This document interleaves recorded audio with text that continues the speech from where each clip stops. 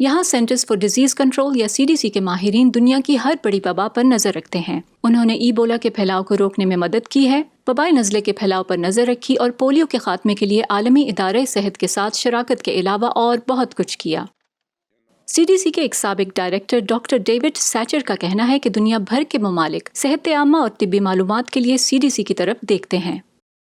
مجھے جو یاد ہے وہ یہ ہے کہ جب بھی دنیا میں کوئی بڑا مسئلہ پیدا ہوتا تھا ورلڈ ہیلتھ آرگنائزیشن سے پہلے لوگوں نے CDC سے رابطہ کیا۔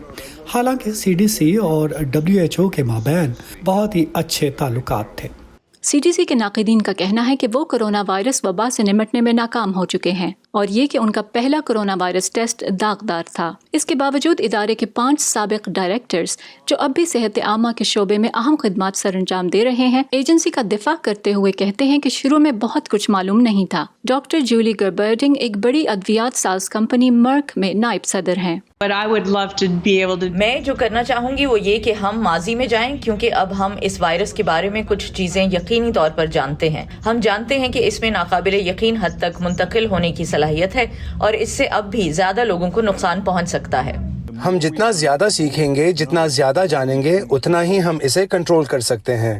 ڈاکٹر فریڈن صحت سے متعلق ایک عالمی پروگرام کی سربراہی کر رہے ہیں جسے ریزولو ٹو سیو لائفز کہتے ہیں۔ 5 ڈاکٹرز کا کہنا ہے کہ اب وقت آ گیا ہے کہ سیاست کو ایک طرف رکھ کر اس بحران کو ختم کرنے کے لیے مل کر کام کریں۔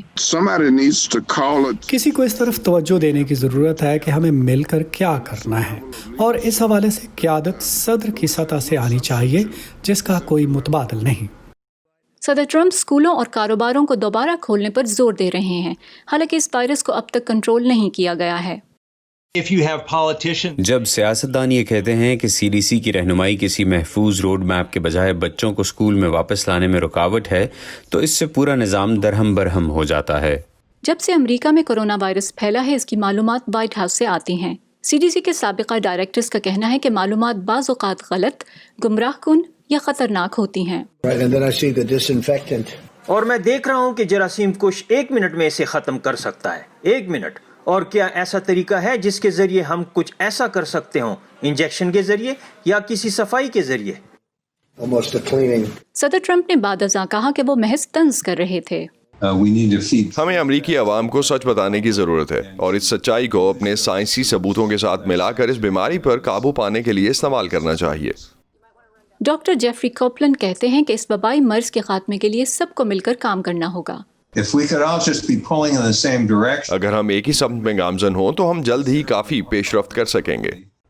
وائٹ ہاؤس کے ترجمان نے VOA کو بتایا کہ وبائی مرض کے آغاز کے بعد سے ہی انتظامیہ اور CDC مل کر کام کر رہے ہیں، اور یہ کہ صدر ٹرمپ کی اولین ترجیح امریکی عوام کی صحت اور حفاظت ہے۔ کیرل پیئرسن کے ساتھ فائزہ بخاری، وائس آف امریکہ۔